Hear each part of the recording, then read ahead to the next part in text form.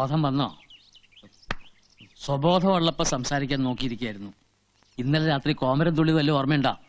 ഞങ്ങളും കൂടെ പറഞ്ഞോണ്ടല്ലേ അവള് ചടങ്ങിന് പോയത്. എടാ, പ്രായം കൊണ്ടും അനുഭവം കൊണ്ടും നിന്നേക്കാൾ കുറച്ചെങ്കിലും മൂത്തതാണല്ലോ നിന്റെ അച്ഛൻ. അതുകൊണ്ട് പറയാ, ഈ എടുത്തിയാട്ടം നല്ലതിനല്ല. രാവിലെ ഞാൻ ചെന്ന് വിളിച്ചിട്ട് നബീസു വീട്ടിന് വെളിയിൽ ഇറങ്ങിയില്ല. പൊടിമോളെ പോലും ചോദിച്ചിട്ട് തന്നില്ല. വാശിയില്ല അവര്.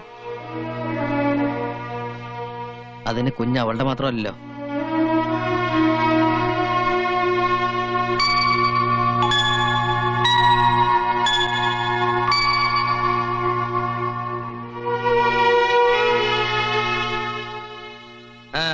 എന്റെ കുഞ്ഞെവിടെ? കുഞ്ഞാ? ഏത് കുഞ്ഞ്? നിങ്ങളാരാ മനസ്സിലായില്ല? എന്താ കള്ളു കുടിച്ച് വെളിവില്ലാതെ വീണ്ടും പോരിന് വന്നാണാ? എനിക്ക് എന്റെ കുഞ്ഞിനെ വേണം. ഏത് വകുപ്പില്? നിങ്ങളുടെ നിക്കാഹ് ആചാരപ്രകാരം നടന്നാണോ? അല്ല. നിയമപ്രകാരം നടന്നാണോ? അതും അല്ല. അപ്പൊ പിന്നെ ഇയാണ് കുഞ്ഞിന്റെ വാപ്പാന്നുള്ളതിന് എന്താണ് തെളിവ്? സമുദായവും ബന്ധുക്കളും ഇല്ലാതെ നബീസു മനസ്സാ വരിച്ചതാ തന്നെ. ഇപ്പൊ ഓള് തന്നെ മനസ്സാ ഉപേക്ഷിച്ചു. നിനക്ക് പോകാം. എന്താ പറഞ്ഞതൊക്കെ മനസ്സിലായില്ലേ? നീ ഓള് തന്നെ ആ മുഖത്ത് നോക്കി പറയണമെന്നുണ്ടോ? നബീസു,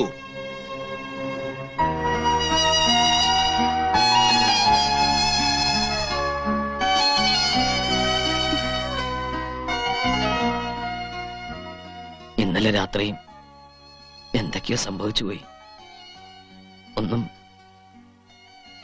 മനഃപൂർവ്വമല്ല. ഒരുപാട് സ്നേഹമുള്ള അങ്ങനെയൊക്കെ ഞാൻ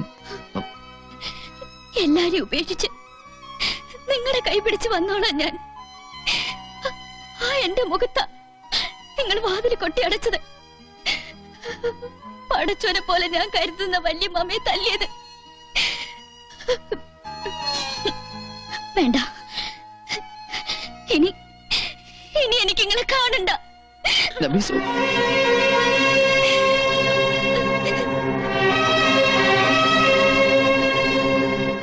ഇനി എന്താ പൊയ്ക്കൂടെ?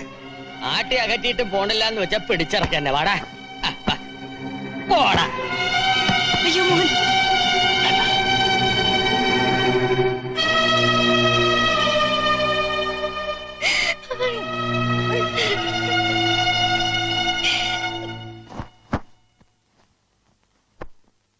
എന്നാലും പെട്ടെന്ന് ഇങ്ങനൊരു തീരുമാനം?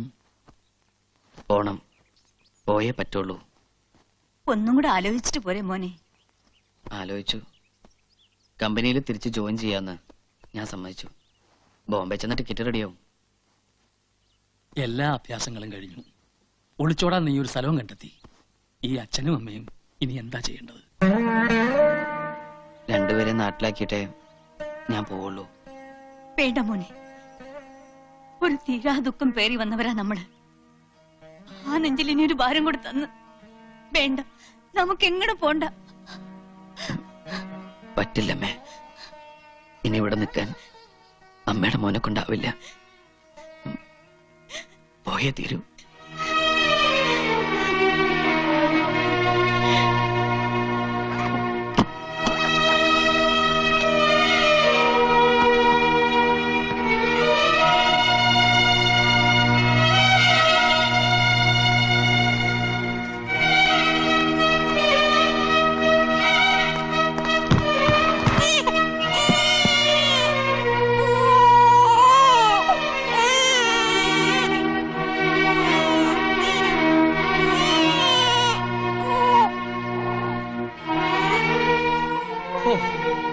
ജമീല, അങ്ങനെ ശല്യം പോയി. ഓളെ ഒരു നോക്ക് കാണാതെ പോവാൻ പറ്റുമോ നിനക്ക്? വേണ്ട, നിന്റെ കുഞ്ഞിനെ. എന്റെ അള്ളാഹ്ക്കറിയാം നിങ്ങൾ ഒരുമിക്കാൻ ഞാൻ എത്ര കണ്ട് പ്രാർത്ഥിച്ചിട്ടുണ്ടെന്ന്. നീ വിളിച്ച എല്ലാം മറന്ന് ഓള് വരുന്നു എന്റെ മനസാക്ഷി പറയുന്നുണ്ട്. ഒന്ന് വിളിച്ചൂടെ?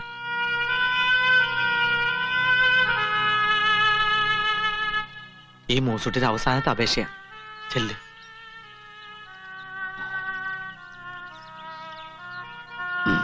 വിളിക്കാം. ഓളെന്തീന് അകത്തിരുന്ന് കരയാ.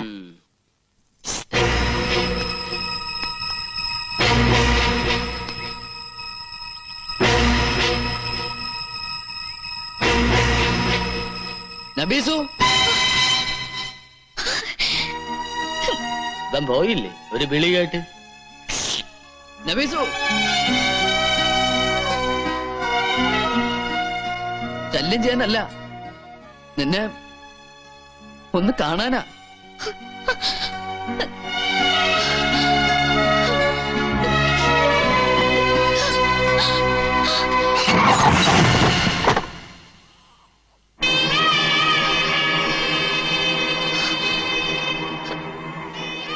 വല്യമ്മാമയ്ക്ക് നീ തന്ന വാക്ക് മറന്നു അല്ലേ?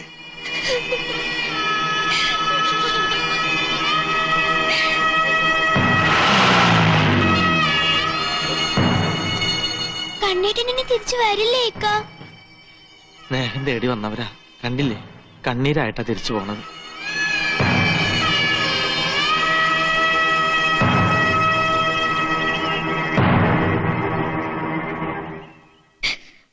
പല കുലുങ്ങിയാലും മമ്മത് കുലുങ്ങില്ല എന്ന് വെച്ചാ ഇന്നുകൊണ്ടൊരു തീരുമാനം നമുക്കറിയണം. അതിനാണ് ഉമ്മാനെ മോളെ വിളിച്ചു വരുത്തിയത്. തീരുമാനിക്കാനൊന്നുമില്ല. ഒരിക്കലും ഒരു കയ്യബ്ദം പറ്റി. അന്യജാതിക്കാരന്റെ കൂടെ പോയി ഓനെയുള്ള ശിക്ഷ നൽകി. ഇനിയിപ്പോ ജമാലുമായിട്ടുള്ള നിക്കാഹ് അങ്ങ് നിശ്ചയിക്കാം. കണ്ടില്ലേ, ജമാലിപ്പ നല്ല മര്യാദക്കാരനാ. ഒരുത്തർ ഉപേക്ഷിച്ചിട്ടും അതിലൊരു കൊച്ചുണ്ടായിട്ടും ഓ അന്നെ സ്വീകരിക്കാൻ തയ്യാറാണ്. അത് തന്നെ ഉണ്ടാ വലിയ മനസ്സല്ലേ നബീസു? എന്തേ ഈ സമ്മതം മൂളിയാ മതി, ബാക്കി കാര്യം നമ്മൾ ഏറ്റു.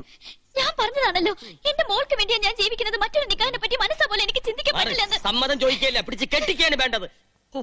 ഉമ്മാക്കൊന്ന് ഉപദേശിച്ചാലെന്താ? പറയാന്നല്ലാതെ കൊല്ലാൻ പറ്റോ? ഒരാൺതുണയില്ലാണ്ട് ഈ ജമ്മം തൊലയ്ക്കാനാ എന്റെ ഉദ്ദേശം. പാപ്പ മരിച്ചപ്പോ എന്റെ ഉമ്മ എനിക്ക് വേണ്ടി ജീവിച്ചില്ലേ? അതുപോലെ എന്റെ മോൾക്ക് വേണ്ടി ഞാനും കഴിഞ്ഞോളാം. അമ്മ പോവാ. ഈ കയ്യിലടിച്ച ഞങ്ങള് വാക്ക് തന്ന്, അതുകൊണ്ടാ ഈ വേഷം കെട്ടി. ഈ ഒരു പ്രാവശ്യം കൂടി ക്ഷമിക്കേ. ക്ഷമിച്ചാ നമ്മള് വാക്ക് പാലിച്ചിരിക്കും.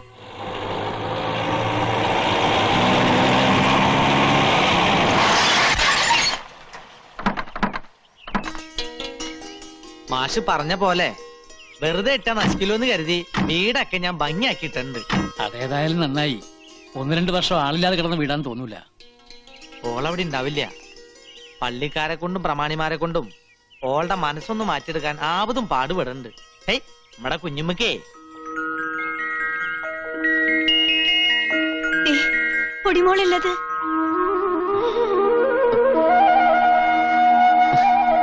പൊടിമോളെ നിക്ക്.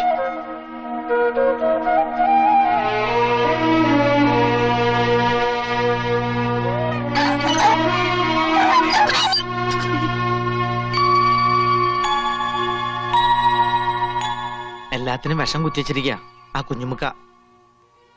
എന്റെ മടിയിൽ വളരുന്ന മോളാത്. കണ്ടില്ലേ? അമ്മ വിഷമിക്കാതിരി, എല്ലാം നേരെയാവും.